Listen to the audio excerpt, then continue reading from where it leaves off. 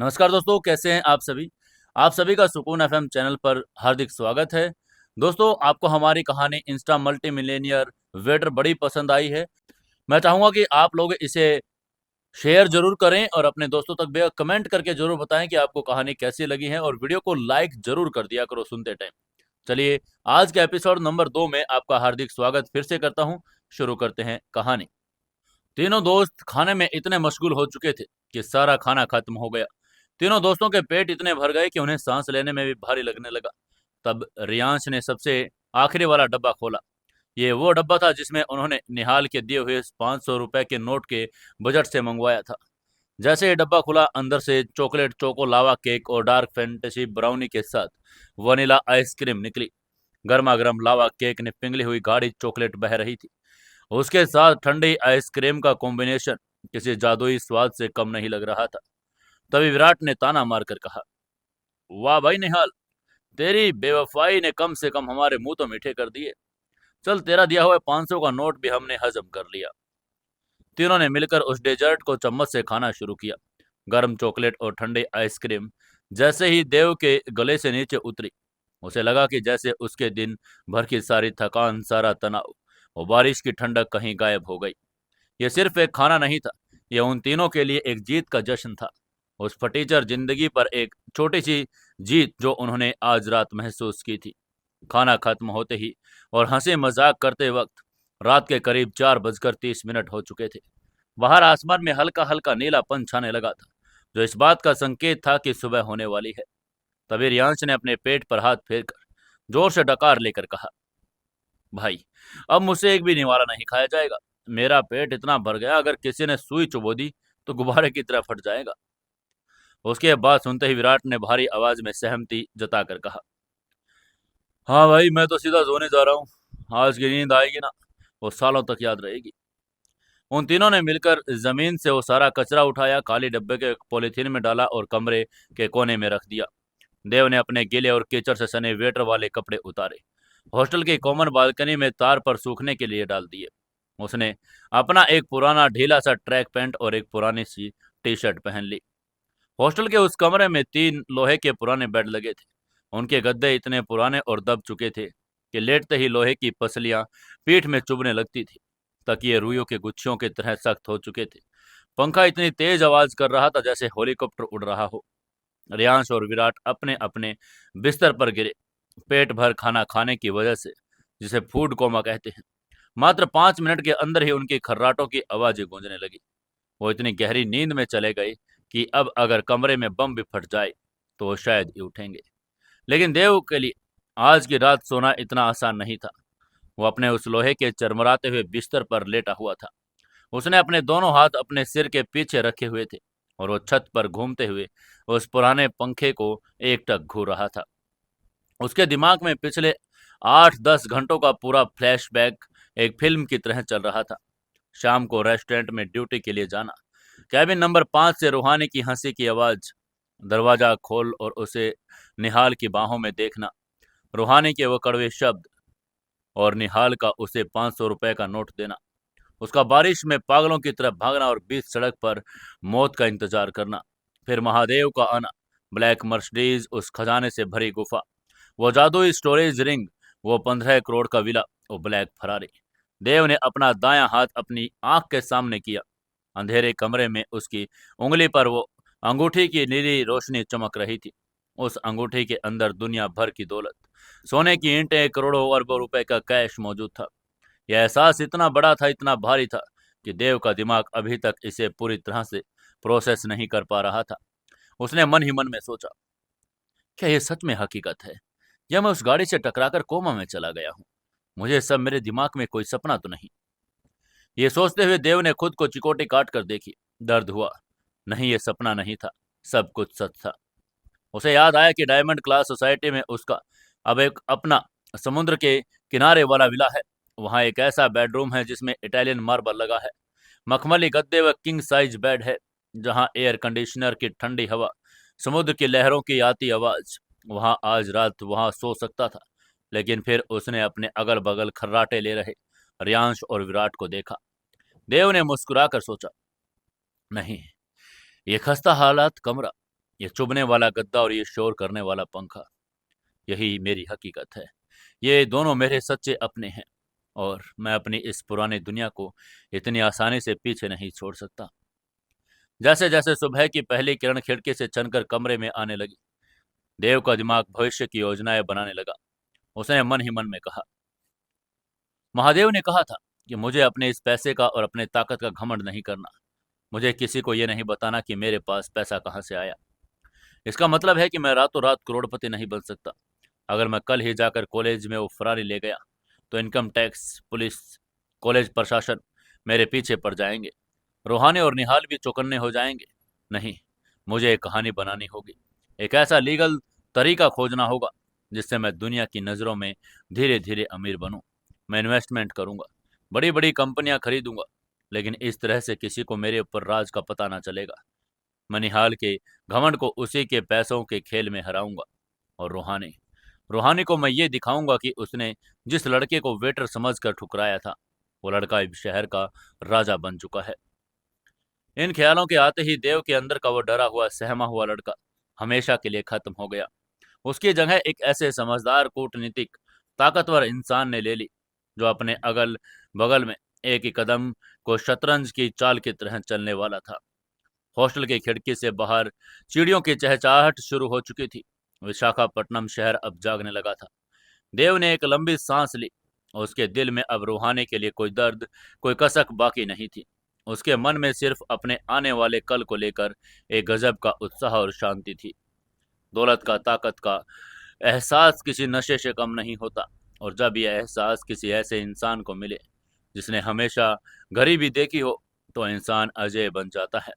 अपनी उंगली में पहनी उस अंगूठी को दूसरे हाथ प्यार से सहलाते हुए देव ने धीरे धीरे अपनी आंखें बंद कर ली।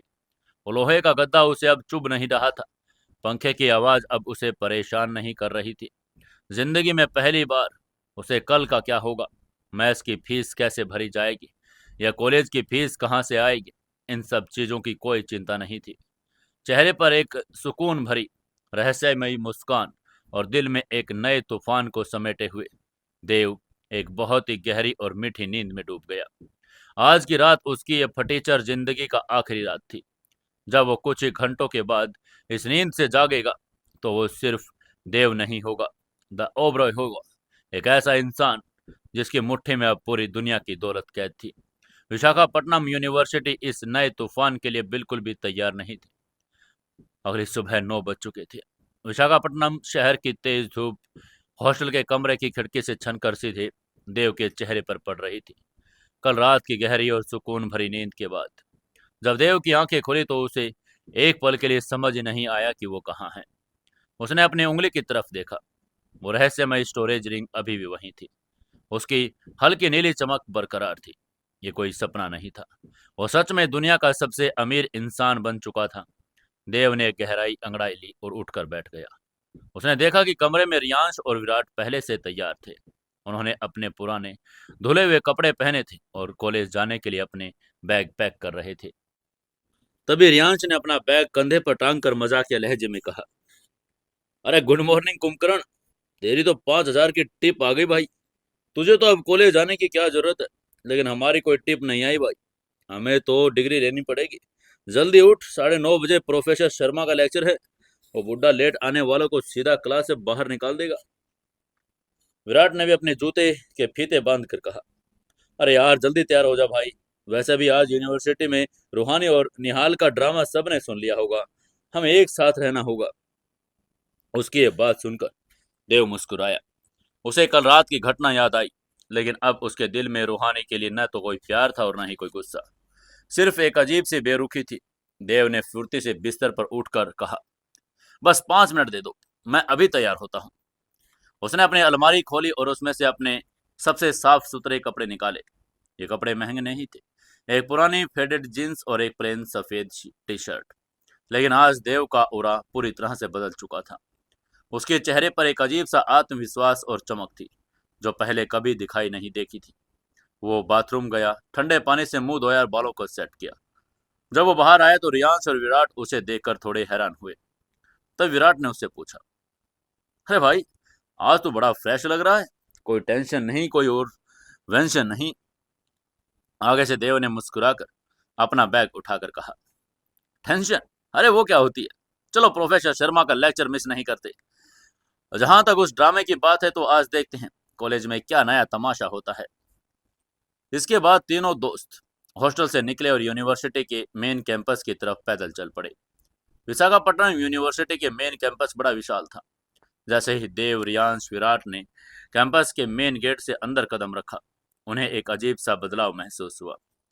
आमतौर पर सुबह के वक्त कैंपस में बड़ी चहल पहल होती थी। छात्र अपनी बातों में व्यस्त रहते थे, लेकिन आज जैसे ही देव ने वहां एंट्री ली, आसपास खड़े छात्रों के ग्रुप्स अचानक शांत हो गए। सबकी नजरें देव की तरफ घूम गई। लड़के एक दूसरे को कोहनी मारकर देव की तरफ इशारा कर रहे थे। लड़कियां अपने मुंह पर हाथ रखकर फुसफुसा रही थी। तभी एक लड़के ने नीची आवाज करके कहा, अरे देख, ये वही फटीचर देव है ना? लेकिन उसके बाद देव ने भी सुन ली थी।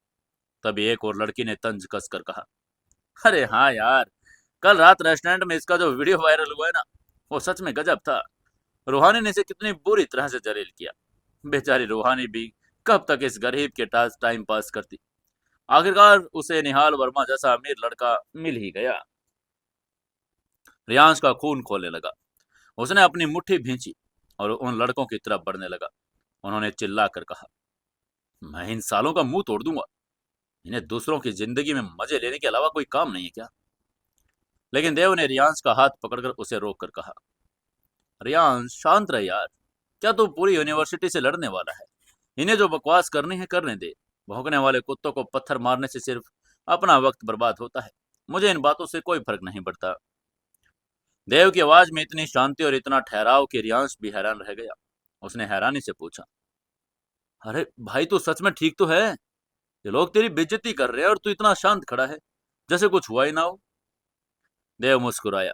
बिना कुछ कहे क्लासरूम की तरफ आगे बढ़ गया। बीकॉम फाइनल ईयर का वो क्लासरूम किसी थिएटर से कम नहीं लग रहा था। जब देव, रियांश और विराट क्लासरूम के दरवाजे पर पहुंचे, तो अंदर का नजारा देखकर उन्हें समझ आ गया कि आज यहाँ पढ़ाई कम और ड्रामा ज्यादा होने वाला है। क्लास लगभग पूरी भर चुकी थी। बिल्कुल बीचों बीच सबसे आगे वाली डेस्क पर निहाल वर्मा और रूहानी एक साथ बैठे थे। निहाल ने एक बड़ी महंगी डिजाइनर जैकेट पहनी थी। रूहानी ने भी बहुत ही स्टाइलिश और महंगे कपड़े पहने थे। दोनों बहुत ही घमंडी और पावर कपल वाले अंदाज में बैठे थे। जैसे ही देव ने क्लास में कदम रखा, पूरी क्लास में सन्नाटा छा गया। सभी की नजरें देव पर टिक गई। तभी पीछे की सीट से निहाल के एक चमचे राहुल ने जोर से सीटी मारी और चिल्लाया, ओए होए, तालियां बजाओ दोस्तों, देवदास आ गया। कोई इसके लिए दारू की बोतल पारो का इंतजाम करो यार। उसकी ये बात सुनकर पूरी क्लास जोर जोर से हंसने लगी। कुछ लड़के अपनी डेस्कों पर हाथ पीटने लगे। तभी एक लड़के ने हंसकर कहा, अरे नहीं भाई, ये देवदास नहीं है। ये तो कल रात वाला 500 रुपए नोट का वेटर है। भाई देव, कल रात का खाना कैसा था? निहाल भाई ने जो 500 रुपए की टिप दी, उससे कुछ ढंग का खाया या वो पैसे भी बचा लिए? क्लासरूम हंसी और तालियों से गूंज उठी। रियांश और विराट गुस्से से आग बबूला हो गए। वे आगे बढ़कर उन लड़कों से भिड़ना चाहते थे, लेकिन देव ने उन्हें फिर से अपने हाथों के इशारों से रोक लिया। तभी देव ने रूहानी और निहाल की तरफ देखा। रूहानी के चेहरे पर एक बहुत ही घमंडी मुस्कान थी, जैसे वो देव को ये दिखाना चाहती थी कि उसने देव को छोड़कर निहाल को चुनकर कितना सही फैसला किया है। निहाल भी अपनी कॉलर ऊंची करके देव की तरफ देख रहा था। ये इंतजार कर रहा था कि देव कब गुस्से में आग बबूला होगा, कब वो रोएगा और कब वो क्लास छोड़कर भाग जाएगा। लेकिन उन दोनों की उम्मीदों पर तब पानी फिर गया जब देव के चेहरे पर गुस्सा या दुख की एक लकीर भी नहीं उभरी। उसके बजाय देव के होठों पर एक बहुत ही हल्की, रहस्यमयी, व्यंग्यात्मक मुस्कान आ गई। देव बिना कुछ कहे, बिना किसी को जवाब दिए, बहुत ही शान से चलता हुआ सबसे आखिरी वाली सीट की तरफ गया। अपने दोनों दोस्तों के साथ बैठ गया। उसने अपना बैग रखा और आराम से अपनी सीट से टेक लगाकर बैठ गया और उसने किसी बात की कोई परवाह ही नहीं की हो। देव की ये शांति, ये खामोश मुस्कान रूहानी और निहाल के लिए किसी तमाचे से कम नहीं थी। उन्होंने तो सोचा था कि पूरी क्लास के सामने जलील होकर वो टूट जाएगा, भीख मांगेगा या कम से कम निहाल से लड़ने की कोशिश करेगा। लेकिन देव का ये आई डोंट केयर वाला रवैया उन्हें अंदर अंदर जला रहा था। तभी निहाल ने रूहानी के कान में फुसफुसा कर कहा, अरे साला इतना शांत कैसे है? कल रात तो इतना रो रहा था, आज जैसे इसे कोई फर्क नहीं पड़ रहा। रूहानी को भी देव की मुस्कान बर्दाश्त नहीं हो रही थी। उसका ईगो हर्ट हो रहा था। उसे लगा कि देव सिर्फ नाटक कर रहा है। उसे तोड़ने के लिए कुछ बड़ा करना होगा। एक ऐसी चाल चलनी होगी जो देव को दिल को सीधा चीर दे और पूरी क्लास के सामने उसे उसकी औकात याद दिला दे। रूहानी की आंखों में एक शातिर और गंदी चमक आ गई। उसने क्लास के चारों तरफ देखा। सभी छात्र अभी भी उन तीनों देव, रूहानी और निहाल को देख रहे थे, कुछ तमाशे की उम्मीद कर रहे थे। तभी रूहानी अचानक अपनी जगह से खड़ी हो गई। पूरी क्लास की नजरें उस पर टिक गई। देव ने भी अपनी सीट से उसकी तरफ देखा, लेकिन उसके चेहरे पर वो हल्की मुस्कान अब भी बरकरार थी। तभी रूहानी ने निहाल की तरफ देखा। एक बहुत ही उत्तेजक और कातिलाना मुस्कान दी, और फिर बिना किसी शर्म या झिझक के वो पूरी क्लास के सामने मुड़ी और सीधे निहाल की गोद में जाकर बैठ गई। ये देखते ही पूरे क्लास में एक जोरदार हू की आवाज गूंज उठी। किसी ने भी कॉलेज के क्लासरूम में इतनी बोल्डनेस की उम्मीद नहीं की थी। निहाल भी एक पल के लिए चौंक गया, लेकिन फिर वो अपनी जगह पर चौड़ा होकर बैठ गया। उसने अपने दोनों हाथ रूहानी की कमर के चारों तरफ लपेट दिए। ये देव की तरफ घूर रहा था, जैसे कह रहा हो, देख, जिसे तू छूने से डरता था आज वो मेरी गोद में बैठी है। लेकिन रूहानी यहाँ नहीं रुकी। वो देव को पूरी तरह से तोड़ना चाहती थी। उसने अपने दोनों हाथ निहाल के गले में डाले और पूरी क्लास के लड़के लड़कियों के सामने उसने उसके साथ एक गहरा किस कर लिया। जैसे ही रूहानी ने निहाल को किस किया, पूरी क्लास पागल हो गई।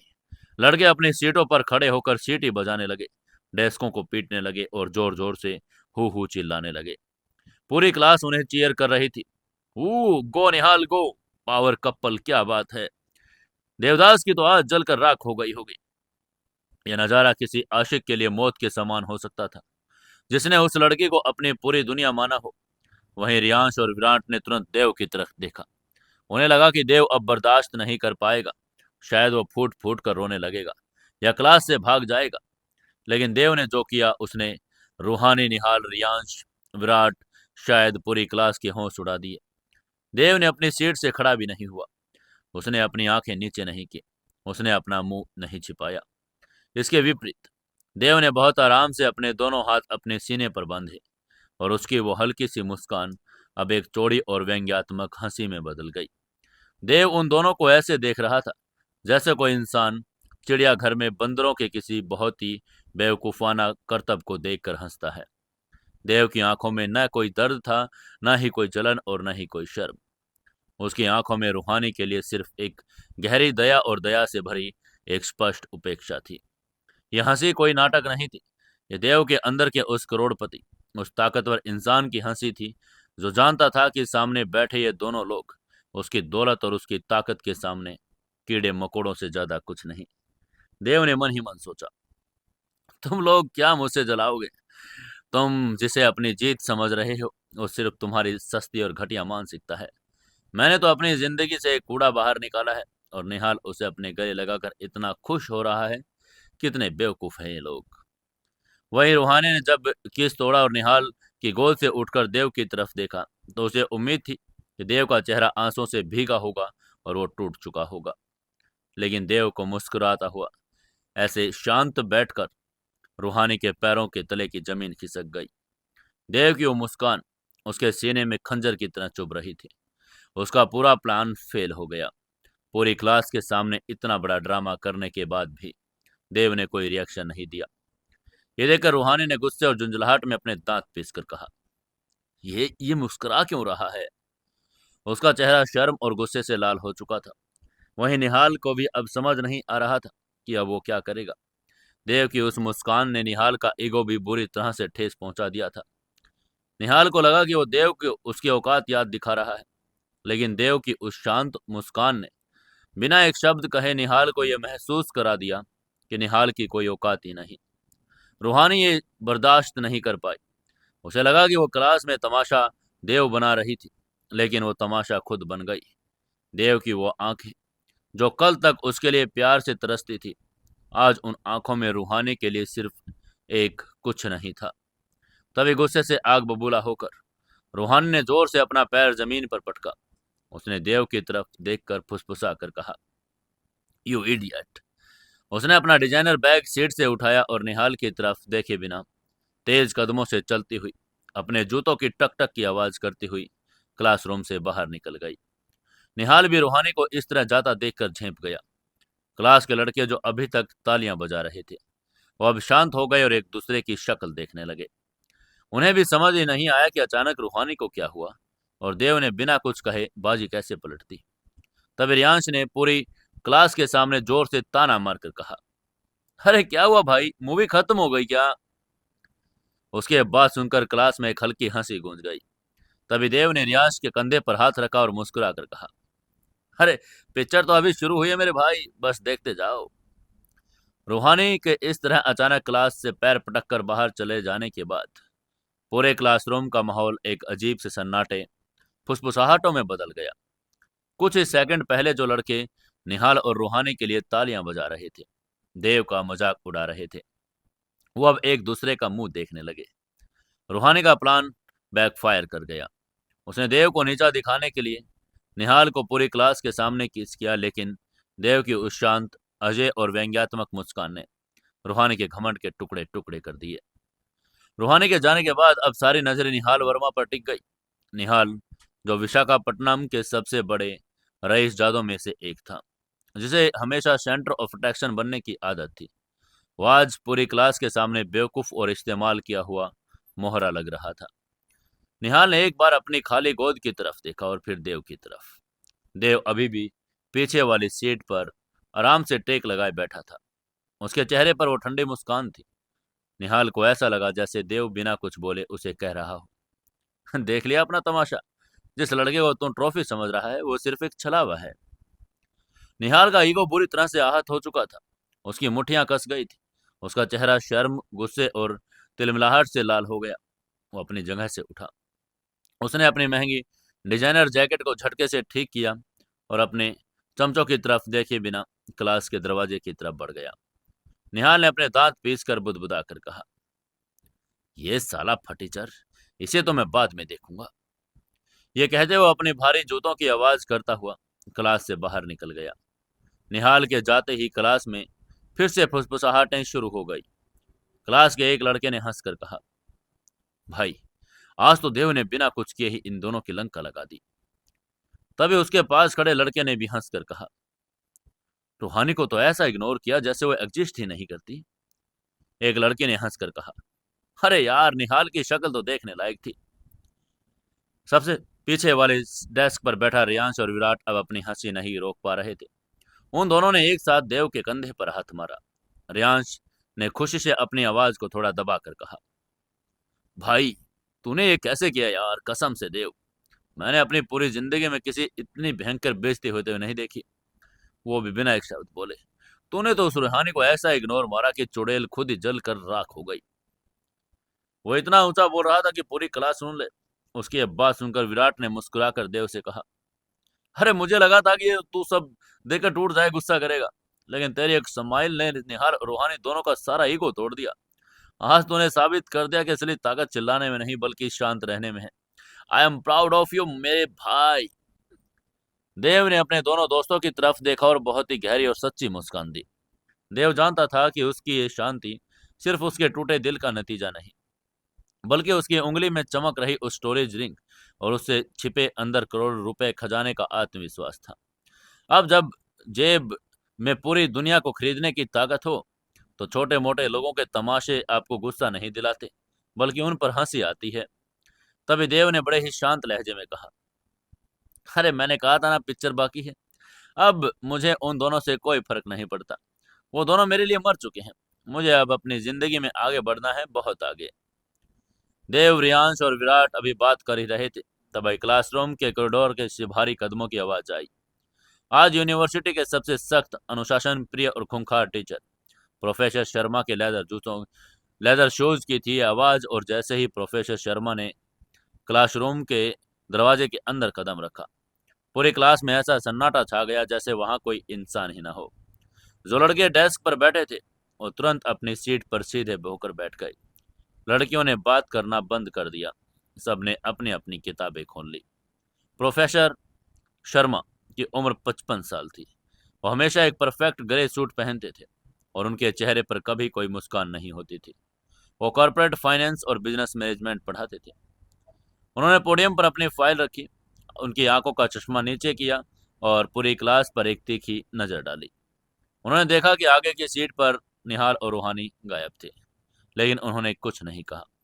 वो हमेशा से अमीर और बिगड़ैल छात्रों को नापसंद करते थे। प्रोफेसर शर्मा की भारी और गंभीर आवाज गूंजी, गुड मॉर्निंग क्लास। आगे से पूरी क्लास ने एक सुर में कहा, गुड मॉर्निंग सर। तभी शर्मा ने ब्लैक बोर्ड पर चौक से लिखकर कहा, आज हम कैपिटल इन्वेस्टमेंट, एसेट मैनेजमेंट और बिजनेस एक्विजिशंस के बारे में पढ़ेंगे। जब किसी इंसान या कंपनी के पास बड़ी मात्रा में पूंजी आती है तो उसे कैसे मार्केट में इन्वेस्ट किया जाता है। एक डूबती हुई कंपनी को खरीदकर कैसे उसे एक प्रॉफिटेबल एम्पायर में बदला जा सकता है। आमतौर पर यह लेक्चर रियांश और विराट जैसे छात्रों को बोरिंग लगता था। रियांश को अपनी सीट और पीछे सिर टिकाकर सोने की कोशिश कर रहा था, लेकिन आज देव के लिए लेक्चर किसी संजीवनी बूटी की कम नहीं था। प्रोफेसर शर्मा ने कुछ भी जो ब्लैक बोर्ड पर लिखा, देव का दिमाग उसे अपनी मौजूदगी में जिंदगी में जोड़ रहा था। तभी क्लास में बैठे बैठे देव ने मन ही मन सोचा, कैपिटल इन्वेस्टमेंट, मेरे पास तो अनलिमिटेड कैपिटल है। उस गुफा में इतना सोना, कैश और इतना जिसका कोई हिसाब भी नहीं, लेकिन मैं उस कैश का सीधा इस्तेमाल नहीं कर सकता। अगर मैंने अचानक से करोड़ों रुपए खर्च करने शुरू कर दिए तो इनकम टैक्स डिपार्टमेंट, ईडी और पुलिस मेरे पीछे पड़ जाएगी। वो पूछेंगे गरीब वेटर के पास रातों रात ये 15 करोड़ का विलाव फरारी कहाँ से आई। महादेव ने भी कहा था कि किसी को राज नहीं बताना। ये सोचकर देव ने प्रोफेसर शर्मा के अगले शब्दों पर ध्यान दिया। प्रोफेसर शर्मा ने आगे कहा, बिजनेस एक्विजिशन, एक डूबते हुए बिजनेस को खरीदना और उसे लीगल फ्रंट बनाना। ये देव की आंखों में एक नई चमक आई।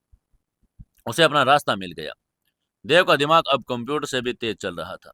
उसने मन ही मन में सोचा, हाँ यही चाहिए था मुझे एक ऐसा लीगल बिजनेस या कंपनी चाहिए जो दुनिया की नजरों में मेरी दौलत का सोर्स बने। मुझे अपने पास ब्लैक या जादुई कैश को व्हाइट मनी में बदलना होगा।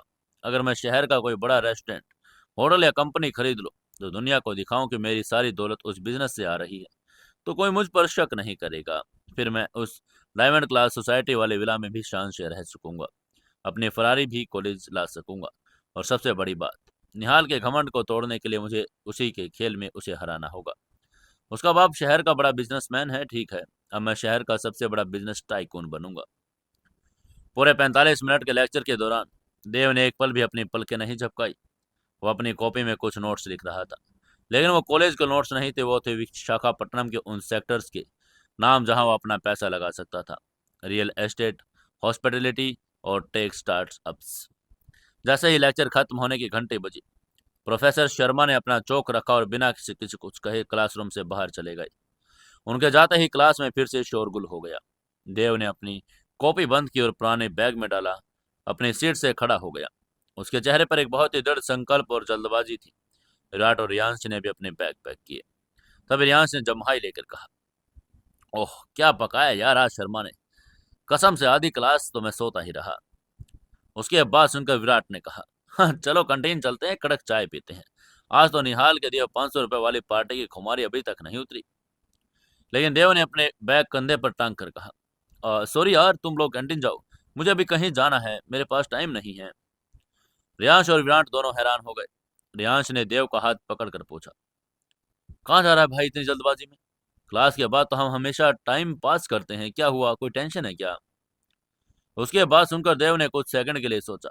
वो अपने दोस्तों को अभी अपनी हकीकत नहीं बता सकता था। उसे एक ऐसा बहाना चाहिए था जो उसकी गरीबी, उसकी मेहनत से मेल खाता हो। देव ने एक हल्की मुस्कान के साथ चेहरे पर एक उदासी भरी और कहा, अरे टेंशन नहीं है यार, बस बात यह है कि मैं उस रेस्टोरेंट में काम करने नहीं जा सकता। कल रात वहां जो भी हो, उसके बाद जगह पर वेटर का काम करना मेरी सेल्फ रिस्पेक्ट के खिलाफ है। निहाल रूहानी वहां से फिर आएंगे और मुझे नीचा दिखाएंगे, इसलिए मैंने फैसला किया कि मैं वो वेटर वाली नौकरी छोड़ रहा हूँ।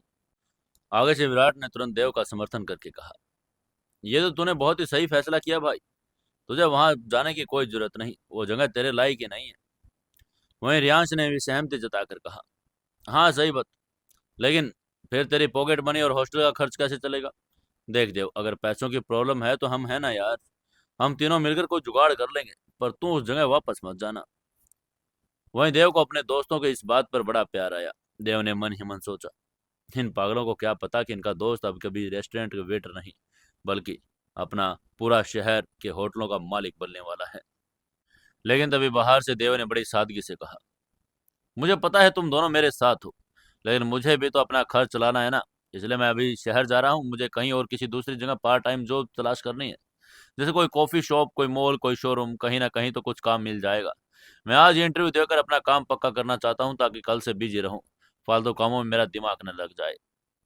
उसके बाद सुनकर आगे से रियांश ने देव की पीठ थपथपाई और कहा, ठीक है शेर, जा, ऑल द बेस्ट। हमें यकीन है तुझे अच्छी जॉब मिलेगी, लेकिन अंदर अगर जो देर हो जाए तो कॉल कर लेना, हम लोग तेरा हॉस्टल में इंतजार करेंगे। इसके बाद देव ने उन दोनों को बाय बोला और तेज कदमों से क्लासरूम से बाहर निकल गया। विशाखापट्टनम की सड़कों पर तेज धूप चमक रही थी। समंदर की तरफ से आने वाली नम हवाएं शहर के शोर में घुल रही थी।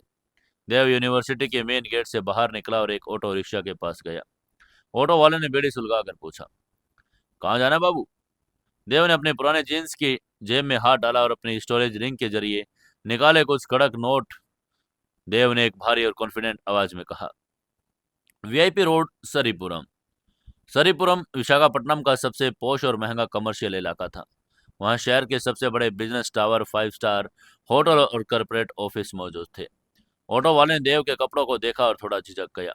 उसे लड़ गया लड़का वहां का किराया नहीं दे पाएगा, इसलिए उन्होंने झिझक कर कहा, बाबू वहां का 150 रुपये लगेगा।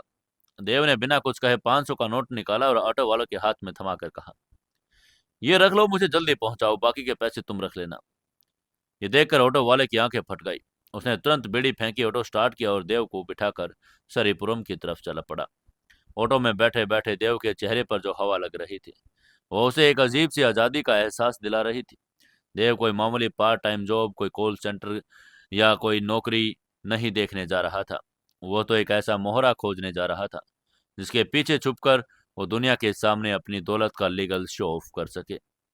देव ने अपने दिमाग में योजना बनानी शुरू करके सोचा, मुझे एक ऐसे बिजनेस की तलाश करनी है जो इस वक्त नुकसान में चल रहा हो, जो दिवालिया होने के कगार पर हो। अगर मैं किसी सफल और पहले से अमीर कंपनी को खरीदूंगा तो सब जगह न्यूज चली जाएगी, एक अनजान लड़के ने इतने करोड़ कहाँ से दिए।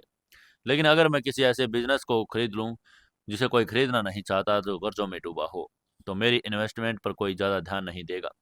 मैं उसे कैश में खरीदूंगा और उसे अपनी दौलत से रातों रात शहर का सबसे बड़ा ब्रांड बना दूंगा, और फिर पूरी दुनिया को लगेगा कि मेरी सारी अमीरी उस बिजनेस की सफलता का नतीजा है।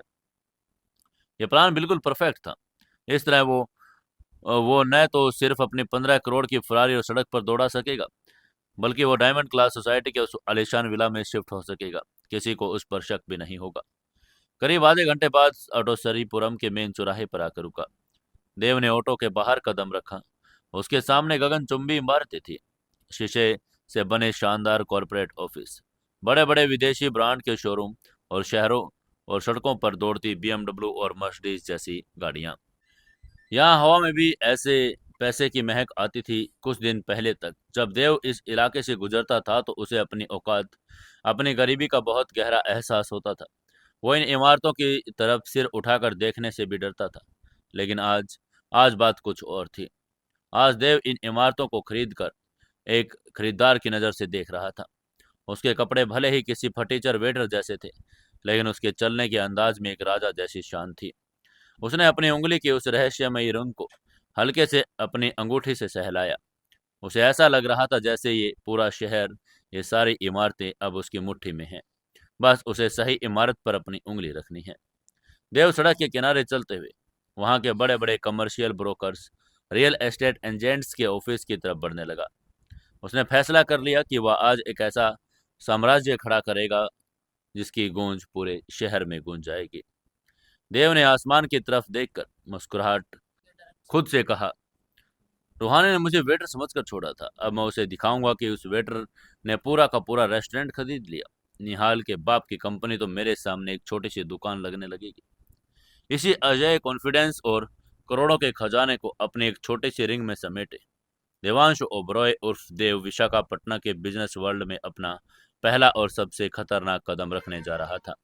ये एक ऐसे तूफान की शुरुआत थी जो जल्द ही शहर के सबसे बड़े रईसों की रातों की नींद उड़ाने वाला था।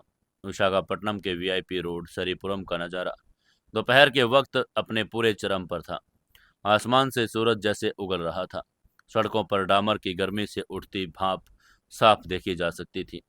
इस चिल चलाती धूप में बड़े बड़े जहां रईस अपनी एयर कंडीशनड गाड़ियों के शीशे चढ़ाकर गुजर रहे थे, वहीं देवांशु ओब्रॉय सिर्फ पैदल ये उन गगनचुंबी इमारतों के बीच अपना रास्ता तय कर रहा था। देव के दिमाग में करोड़ों की कैलकुलेशन थी।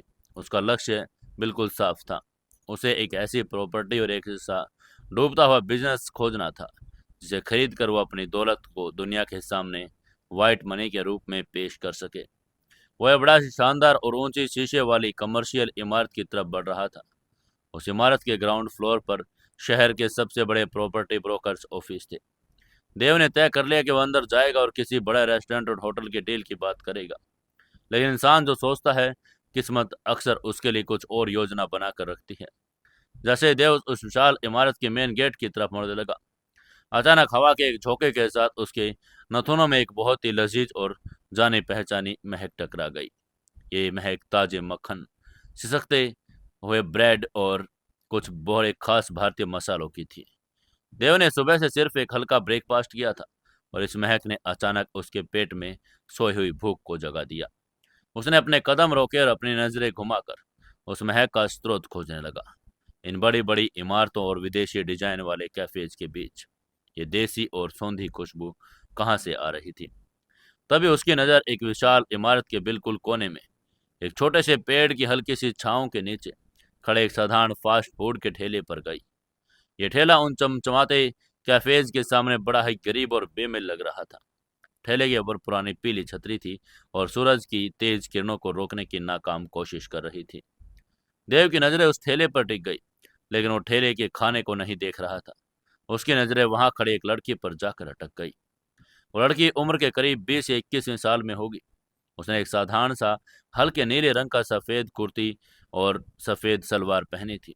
उसके चेहरे पर किसी भी तरह के महंगे मेकअप और कॉस्मेटिक का कोई नामो निशान नहीं था, लेकिन फिर भी उसके चेहरे पर एक ऐसा गजब का नूर था, एक ऐसी प्राकृतिक सुंदरता जो देव ने आज तक किसी सुपर मॉडल और रूहानी जैसी महंगी लड़कियों में भी नहीं देखी थी। दोपहर की इस भीषण गर्मी में उस लड़की का माथा पसीने से भीगा हुआ था। पसीने के कुछ बूंदें उसके गालों से होते हुए उसकी ठुड़ी तक आ रही थी। उसके एक बाल साधारण से जोड़े में बंधे हुए थे। कुछ लटें हवा में उड़कर बार बार उसके चेहरे पर आ रही थी, जिसमें वो बार बार अपनी कलाई को पीछे से उसे पीछे कर रही थी। वो लड़की अकेली नहीं थी, उसके साथ ठेले पर एक अधेड़ उम्र की महिला भी थी, जो शायद उसकी माँ थी। उसकी माँ गैस चूल्हे पर कुछ सेंक रही थी। वो लड़की बड़ी तेजी से और सफाई के साथ सब्जियां काट रही थी, ब्रेड पर सॉस लगा रही थी और अपनी माँ की मदद कर रही थी।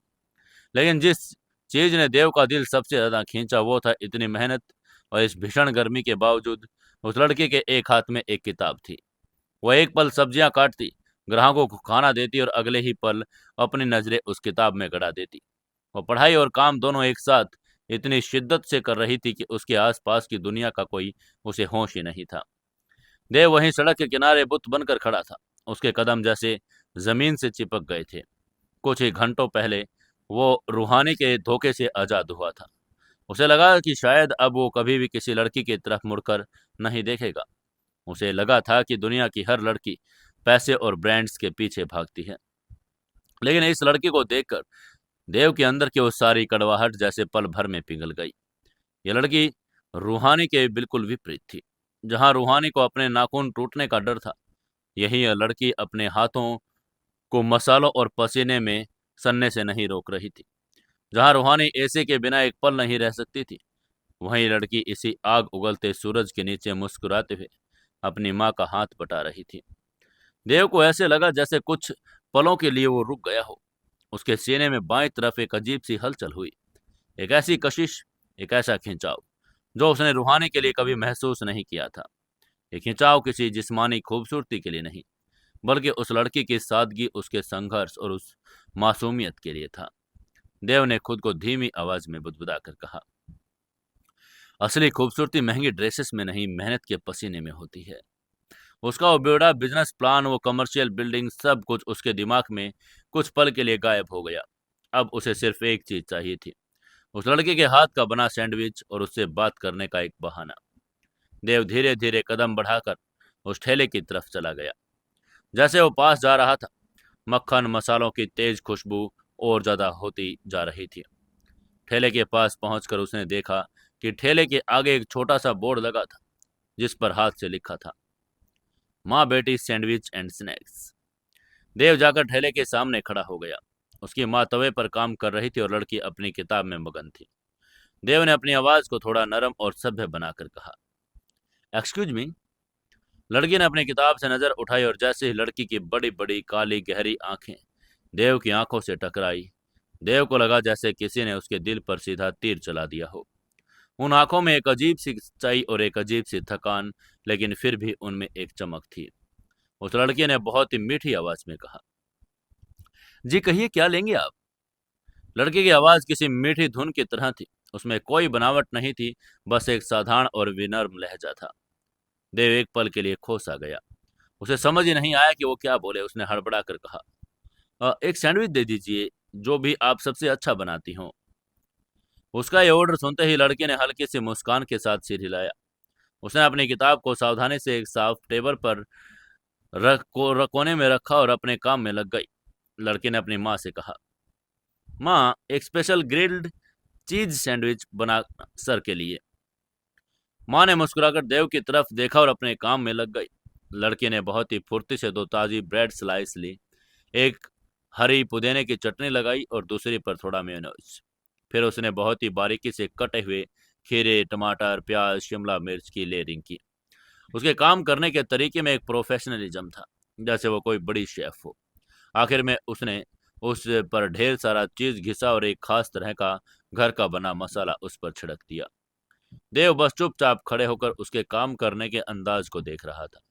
वो देख रहा था कि कैसे वो लड़की बीच बीच में अपने माथे पर पसीना पोंछती है और कैसे वो अपनी माँ को आंच कम करने का इशारा करती है। कुछ ही मिनटों में सैंडविच तवे पर मक्खन के साथ सिसकने लगा। वो क्रिस्पी और गोल्डन ब्राउन हो गया तो लड़की ने उसे एक छोटी सी पेपर प्लेट में नैपकिन के साथ बहुत ही सलीके से काटा और देव की तरफ बढ़ा दिया। लड़के ने बड़ी प्यारी मुस्कान के साथ कहा, लीजिए सर, आपका स्पेशल सैंडविच। देव ने प्लेट पकड़ी। सैंडविच बड़ा गर्म था और उसने एक छोटा सा बाइट लिया। जैसे ही वो सैंडविच देव के मुंह में गया, उसके टेस्ट बर्ड जैसे जाग उठे। मक्खन का क्रिस्पीपन, ताजी सब्जियों का क्रंच, पिघले हुए चीज का क्रीमी टेक्सचर, सबसे ऊपर वो घर का बना तीखा और चटपटा मसाला। देव ने अपनी पूरी जिंदगी में, यहाँ तक कि उस महंगे 5 स्टार रेस्टोरेंट में भी जहाँ वो काम करता था, इतना स्वादिष्ट सैंडविच कभी नहीं खाया था। ये सिर्फ खाना नहीं था, उसमें माँ बेटे के हाथों का जादू और उनकी मेहनत का स्वाद था। देव ने जल्दी से दूसरा बाइट लिया। उसकी आंखें खुशी से बड़ी हो गई। उसने मुंह चलाकर लड़की की तरफ देखा, जो अभी अपने ठेले के शेल्फ का काम कर रही थी। देव ने मुंह पर अचानक निकल पड़ा, वाह! उसने सैंडविच की तारीफ करके कहा, ये ये सच में अमेजिंग है। उसकी ये बातें सुनकर लड़के ने देव की तरफ देखा और उसकी तारीफ सुनकर उसके चेहरे पर एक सुकून भरी मुस्कान आ गई। उसने मुस्कुरा कर कहा, शुक्रिया सर, हमारी कोशिश यही रहती है कि हम सबको घर जैसा स्वाद दें। वहीं देव ने अपना सैंडविच खत्म किया और टिश्यू पेपर से अपना मुंह पोंछा। उसके दिमाग में जो बिजनेस प्लान कुछ देर चल रहा था, वह बस ठेले, सैंडविच और इस लड़की के इर्द गिर्द घूमने लगा। उसे एक बात तो समझ आ गई कि इस लड़के के हाथों में सच में बड़ा जादू है। अगर इस स्वाद को एक सही प्लेटफॉर्म और सही इन्वेस्टमेंट मिल जाए, तो ये पूरे शहर का सबसे मशहूर फास्ट फूड ब्रांड बन सकता है। देव ने लड़के से बातचीत आगे बढ़ाने का फैसला किया। उसने अपने सबसे अच्छे मुस्कान चेहरे पर लाकर कहा, सुनो, तुम सच में बहुत अच्छा टेस्टी सैंडविच बनाती हो। तुम्हारे हाथों में जादू है। अगर तुम्हारा खाना इतना ही अच्छा है तो तुम लोग इस धूप में सड़क किनारे एक छोटा ठेला क्यों चला रहे हो? तुम लोग अपना खुद का एक अच्छा रेस्टोरेंट क्यों नहीं खोल लेते? मुझे यकीन है कि वहां ग्राहकों की लाइन लग जाएगी। देव का सवाल बड़ा सीधा और भोला था, लेकिन इससे लड़की ने देव के मुंह से रेस्टोरेंट खोलने की वो बात सुनी तो उसके चेहरे की वो मीठी मुस्कान एक पल के लिए ठहर गई। लड़की ने अपनी नजर उठाई। देव को ऊपर से नीचे तक बड़ा ध्यान से देखा। देव ने क्या पहना हुआ था। वो पुराने घिसे कैनवस के जूते, जिन पर कीचड़ के दाग पूरी तरह साफ नहीं हुए थे। एक पुरानी सी फेडेड नीली जींस, जिसके घुटनों के पास के धागे निकल रहे थे। एक साधारण सी सफ़ेद टी शर्ट, जो कई बार धुलने की वजह से अपना रंग खो चुकी थी। देव के बाल भी हवा में बिखरे हुए थे। वो किसी भी एंगल से कोई रईस ज़्यादा बिजनेस कंसल्टेंट नहीं लग रहा था। वो बिल्कुल एक फटीचर और एक संघर्ष करने वाला आम कॉलेज स्टूडेंट लग रहा था। ये देखकर लड़की ने मन ही मन में सोचा, ये लड़का खुद तो इतना फटीचर है और गरीब दिख रहा है। इसके कपड़े जूते बता रहे हैं कि इसे खुद की 2 रोटी वक्त कमाने के लिए कितनी मेहनत करनी पड़ती होगी। और बात कर रहा है रेस्टोरेंट खोलने की। अमीर लोग तो अपनी गाड़ियों से उतरकर हमें ताने मारते हैं। ये गरीब लड़का यहाँ खड़े होकर हमारे लिए बड़े बड़े सपने देख रहा है। इंसान की फितरत भी कितनी अजीब होती है। जो खुद खाली हाथ होता है, वो दूसरों को महल बनाने की सलाह देता है। लड़के को देव की बातों पर थोड़ा तरस भी आया और थोड़ी हंसी भी। उसे लगा कि ये कोई मनचला लड़का है जो शायद उससे बात करने के लिए बड़ी बड़ी बातें फेंक रहा है। लेकिन वो रूहानी जैसा घमंडी नहीं थी। उसने देव का मजाक भी नहीं उड़ाया और नीचा भी नहीं दिखाया। इसके बजाय उसने अपनी हंसी को दबाकर बहुत ही प्रैक्टिकल और मीठे लहजे में मुस्कुराकर कहा, सर, सपने देखना आसान होता है, लेकिन उसे हकीकत में बदलना उतना ही मुश्किल। आप जिस रेस्टोरेंट की बात कर रहे हैं, उसे खोलने के लिए लाखों रुपए चाहिए। बड़ी सी जगह का किराया, इंटीरियर, स्टाफ, लाइसेंस, बड़ा खर्चा होता है। हमारी हकीकत तो ये है कि, ये कहते हुए लड़के ने एक फीकी मुस्कान के साथ अपने उस पुराने ठेले की तरफ इशारा करके आगे कहा, ये जो ठेला आप देख रहे हैं ना, ये भी हमारा अपना नहीं है। ये ठेला भी हमने दिन के किराए पर लिया है। जो थोड़ा बहुत मुनाफा होता है, उससे घर का खर्च, मेरी पढ़ाई की फीस निकलती है। रेस्टोरेंट खोलने के लिए पैसे हम कहाँ से लेकर आएंगे? वो सब तो अमीरों के चौंचरे हैं। हमारे जैसे गरीब लोगों के लिए तो ये ठेला ही हमारा ताजमहल है। लड़की की बातों में दर्द था, लेकिन उस दर्द में कोई शिकायत नहीं थी। एक गहरी सच्चाई और हालातों से समझौता। उसकी माँ, जो पीछे सब सुन रही थी, उसने एक लंबी आंख भरी और अपने काम में लगी रही। लड़की की बात सुनकर कोई भी इंसान चुप हो जाता और वहां से चला जाता। लेकिन देव कोई आम इंसान था ही नहीं। उसके दिमाग में बत्तियां जल गई। देव के दिमाग में खतरे और मुनाफे की घंटियां एक साथ बजने लगी। उसने मन ही मन सोचा, यही वो मौका है। मुझे एक ऐसा ही तो बिजनेस चाहिए था।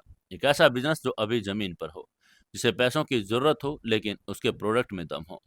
इस लड़के के खाने में वो दम है। अगर मैं इसके बिजनेस में अपनी स्टोरेज रिंग का पैसा लगा दूं, तो मैं एक तीर से कई निशाने लगा सकता हूं। इसके बाद देव ने मन ही मन अपने प्लान को फाइनल करके आगे सोचा। अगर वो इस ठेले वाली लड़की से साथ पार्टनरशिप करता है, और दुनिया को लगेगा कि एक लड़की गरीब लड़के के साथ मिलकर और कोई छोटा सा बिजनेस शुरू किया है, किसी को शक नहीं होगा। धीरे धीरे अपनी अंगूठी का करोड़ों का कैश इस रेस्टोरेंट के नाम पर सिस्टम में डाल देगा। इसके बाद स्वाद से रेस्टोरेंट सच में हिट हो जाएगा, और तब देव शान से दुनिया के सामने एक सेल्फ मेड यंग मिलेनियर बनकर खड़ा हो सकेगा। और सबसे बड़ी बात, देव को इस लड़की के करीब रहने का और इसी के साथ और जानने का मौका भी मिलेगा। ये सब सोचते हुए देव ने अपने चेहरे पर एक गंभीर, आत्मविश्वासी और प्रोफेशनल मुस्कान लेकर उसने अपने हाव भाव को ऐसा कर लिया जैसे कोई बहुत बड़ा इन्वेस्टर हो। लड़की देव ने सैंडविच के पैसे मांगने ही वाली थी, तभी देव ने उसकी आंखों में सीधा देखकर एक ऐसा प्रस्ताव रखा जिसने उस लड़की और उसकी माँ दोनों को होश उड़ा दिए।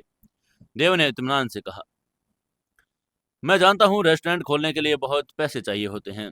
जगह, एडवांस, रेंट, फर्नीचर, किचन का सेटअप। कम से कम 25-30 लाख रुपए का तो शुरुआती खर्चा तो आराम से आ जाएगा। उसकी बात सुनकर लड़के ने हैरानी से कहा, हाँ हाँ बिल्कुल, और इसलिए मैंने कहा कि ये हमारे लिए नामुमकिन है। तभी देव ने थोड़ा झुककर अपनी आवाज को थोड़ा पुख्ता करके कहा, लेकिन क्या हो अगर मैं कहूँ कि ये नामुमकिन नहीं है? क्या हो कि अगर मैं कहूँ कि रेस्टोरेंट के लिए जो जगह चाहिए, जो फर्नीचर चाहिए, जो भी परमिट, लाइसेंस चाहिए, उन सब का इंतजाम मैं कर सकता हूँ। उसके बाद सुनकर लड़की ने अपनी आंखें सिकोड़ दी। उसे लगा देव मजाक कर रहा है, इसलिए उसने चौंक कर कहा, आप कैसे करेंगे? तभी देव ने मुस्कुराकर अपना आखिरी पत्ता फेंक कर कहा, अगर तुम और तुम्हारी माँ सच में मेहनत करने के लिए तैयार हो, अपना एक शानदार रेस्टोरेंट खोलना चाहते हो, तो मैं तुम्हारी इसमें इन्वेस्टमेंट करके मदद कर सकता हूँ। रेस्टोरेंट खोलने में पूरा खर्चा A to Z मैं उठाऊंगा। जगह मेरी, पैसा मेरा, सेटअप मेरा, और मेहनत तुम्हारी, रेसिपी तुम्हारी, स्वाद तुम्हारा। हम दोनों मिलकर इसे चलाएंगे, और इस रेस्टोरेंट से जो भी प्रॉफिट होगा, जो मुनाफा जाएगा, वो हम दोनों के बीच 50-50% बांट लिया जाएगा। बोलो, क्या तुम्हें मेरा ये पार्टनरशिप होगा ऑफर मंजूर है? देव की ये बात सुनकर ठेले पर एकदम सन्नाटा छा गया। सिर्फ आसपास से गुजरने वाली गाड़ियों की आवाजें आ रही थी। लड़के के हाथ से चिमटा छूटकर नीचे गिर गया। उसकी माँ ने चूल्हा बंद कर दिया और देव को घूरने लगी। लड़के का दिमाग काम करना बंद कर चुका था। वो बार बार देव के उन घिसे हुए जूतों को देखती, फिर उसके चेहरे के उस गजब के आत्मविश्वास को। वो उसको देखते हुए मन ही मन सोचा, ये लड़का जो देखने में किसी गरीब हॉस्टल का स्टूडेंट है, जिसने 40 रुपए का सैंडविच खाया और 30 लाख रुपए इन्वेस्टमेंट की बात कर रहा है, क्या पागल है ये कोई, या कोई बहुत बड़ा फ्रॉड है जो हम गरीब औरतों को फंसाने की कोशिश कर रहा है। लड़के ने खुद को संभाल कर थोड़ा पीछे हटकर अपनी आवाज में सख्ती लाकर कहा, हाँ देखिए सर, अगर आप मजाक कर रहे हैं तो प्लीज यहाँ से जाइए। हम लोग बहुत गरीब और शरीफ लोग हैं। हमारे पास फालतू बातों के लिए ना तो वक्त है और ना ही हिम्मत। आप खुद एक स्टूडेंट लग रहे हैं, आपके पास 25-30 लाख रुपए का कहाँ से आएंगे? प्लीज हमारे सैंडविच के 40 रुपए दीजिए और जाइए। वो लड़के की माँ कभी अब थोड़ा डर गई थी। उसने अपनी बेटी को अपने पीछे करके कहा, बेटा, हम गरीबों के साथ मजाक मत करो, हमें अपना काम करने दो। उनकी ये बात सुनकर देव समझ गया कि उसकी हालत देखकर किसी के लिए भी उसकी बातों पर यकीन करना नामुमकिन है। अगर वो अपनी जेब से 500-500 की गड्डियां निकाल कर दिखा भी दे, तो लोग उसे कोई क्रिमिनल या चोर समझकर पुलिस को बुला लेंगे। उसे इतना भरोसा है कि स्मार्ट तरीके से जीतना होगा। देव ने अपने दोनों हाथ हवा में उठाए और शांति से कहा, आंटी जी, मेरी बात पर यकीन कीजिए, मैं कोई मजाक नहीं कर रहा, ना ही मैं कोई फ्रॉड हूँ। मेरा नाम देवांशु और मैं इसी यूनिवर्सिटी में पढ़ता हूँ।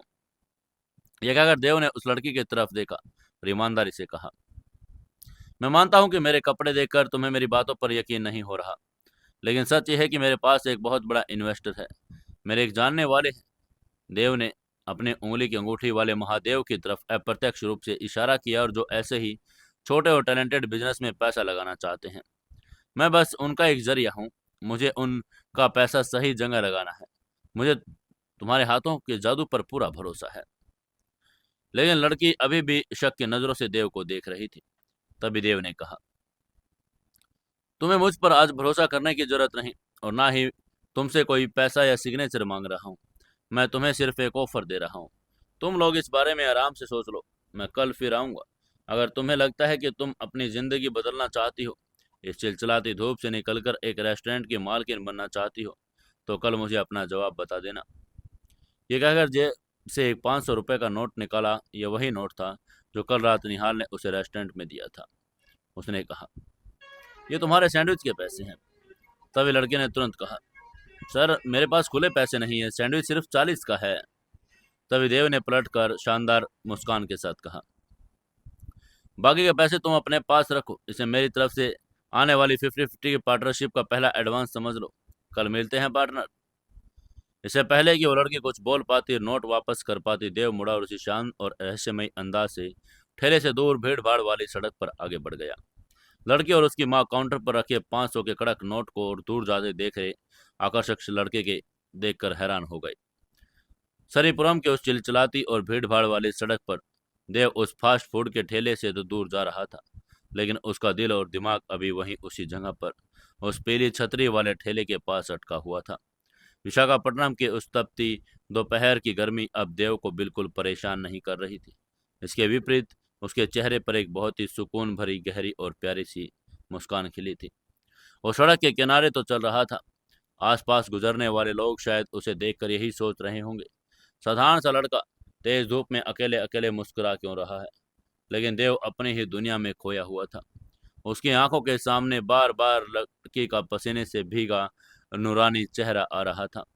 देव ने अपने मन में सोचा, कितनी अजीब बात है ना। कल रात मुझे लगता था कि रूहानी के जाने के बाद मैं किसी लड़के पर भरोसा नहीं करूंगा।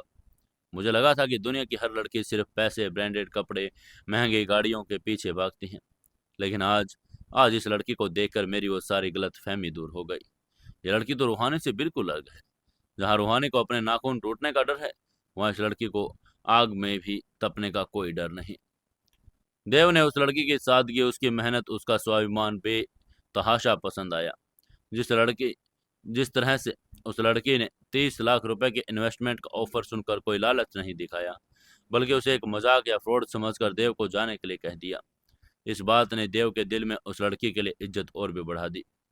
उसने आगे सोचा, अगर रूहानी की जगह कोई लालची लड़की होती तो 30 लाख का नाम सुनते मेरे गले लग जाती, लेकिन इस लड़की के उसूल पक्के हैं। इसके हाथों का सैंडविच कसम से वैसे तो स्वाद मैंने आज तक नहीं चखा। वो अपनी अब नई बिजनेस पार्टनरशिप और नई शुरुआत को लेकर बड़ा उत्साहित था। देव अपने इन्हीं ख्यालों में खोया हुआ तेज कदमों से आगे बढ़ता जा रहा था। वो ठेले से करीब 100 मीटर दूर आ चुका था और चलते चलते अचानक देव के कदम रुक गए, जैसे किसी ने उसके पैरों में बेड़ियां डाल दी हो। उसके चेहरे की मुस्कान अचानक एक झटके में हैरानी से बदल गई। उसके हाथ पर उसने माथे पर मारा और बीच सड़क में खुद से बोला, अरे यार देव, तुम भी कितना बड़ा बेवकूफ है। आसपास गुजरने वाले 2-4 लोगों ने मुड़कर अजीब नजरों से उसे देखा, लेकिन देव को उनकी कोई परवाह नहीं थी। उसके दिमाग में अचानक एक बात स्ट्राइक की। उसने मन ही मन कोस कर कहा, गधे, तूने उस लड़की को 25-30 लाख रुपए का ऑफर दे दिया। तूने उसे 50-50% की पार्टनरशिप ऑफर कर दी। तूने उस पर अपना दिल हार दिया, उसे अपनी जिंदगी का हिस्सा बनाने का फैसला कर लिया, और तूने उसका नाम तक नहीं पूछा। दुनिया का कौन सा ऐसा इन्वेस्टर होता है जो अपने होने वाली पार्टनर का नाम तक नहीं जानता। यह एहसास होते ही देव ने खुद पर बड़ी हंसी आई और शर्मिंदा भी हुआ। उसे ऐसा था कि पूरी किताब पढ़ ले और उसे किताब का टाइटल ही ना पता हो। देव ने एक पल के लिए देरी नहीं की और फौरन अपनी जगह से पलटा। जिस तेजी से वो आगे बढ़ा, उसी तेजी से वो वापस ठेले की तरफ चलने लगा। उसके कदमों में एक अजीब सी बेचैनी थी और उसे लग रहा था कि कहीं वो लड़की और उसकी माँ ठेला बढ़ाकर वहां से चले ना जाए। भीड़ को चीरता हुआ देव लगभग दौड़कर उस कमर्शियल बिल्डिंग के कोने पर पहुंचा। दूर से देखा तो राहत की बात थी, पीली छतरी वाला ठेला अभी वहीं पर था। वो लड़की और उसकी माँ ठेले के काउंटर के पास खड़े थे। लड़की के हाथ में वही देव का दिया हुआ 500 का नोट, और अपनी माँ से उस नोट और देव के बारे में कुछ गंभीर चर्चा कर रही थी। देव ने अपने कपड़े ठीक किए, अपनी सांसों को सामान्य किया और अपने चेहरे पर एक बहुत ही प्यारी और सभ्य सी मुस्कान ओढ़कर ठेले के ठीक सामने जाकर खड़ा हो गया और देव ने हल्की आवाज लगाकर कहा, एक्सक्यूज मी। जैसे ही उस लड़के ने देव की आवाज सुनी, वो एकदम चौंक गई। उसने झटके से अपनी नजर उठाई। देव को इतने जल्दी वापस सामने खड़ा देखकर वो घबरा गई। उसकी माँ ने हैरानी से देव को देखा। लड़के ने तुरंत 500 का नोट आगे बढ़ाकर कहा, सर, शायद अच्छा हुआ कि आप आ गए। मुझे लगा ही था कि आप अपना 500 का नोट वापस लेने आए हैं। वो गलती से शायद आपने यहाँ रख दिया था। लीजिए, अपने पैसे पकड़िए। हमारे पास इतने खुले पैसे नहीं हैं, हम बिना मेहनत के किसी का 1 रुपया भी नहीं रखते। लड़के की इस मासूमियत और ईमानदारी ने देव के दिल को एक बार छू लिया। देव ने अपने दोनों हाथ पीछे बांध रहे उस नोट के लेने से इनकार करके नरमी से कहा, अरे अरे, नहीं नहीं, मैं वो पैसे वापस नहीं लेने आया। मैंने कहा ना, वो अपनी आने वाली पार्टनरशिप का पहला एडवांस है। लड़के ने काली गहरी और आंखों से देव को देखकर कहा, तो फिर आप वापस क्यों आए? क्या आपको कोई सैंडविच चाहिए? अब क्या जवाब देगा देव? क्या देव उसको कहेगा कि सैंडविच चाहिए, या फिर वो उसका नाम सामने से पूछ पाएगा? क्या लड़की अपना नाम बता पाएगी या नहीं? जानेंगे कल के एपिसोड में। दोस्तों, कहानी को ज़्यादा से ज़्यादा लाइक, शेयर और कमेंट जरूर से जरूर करें।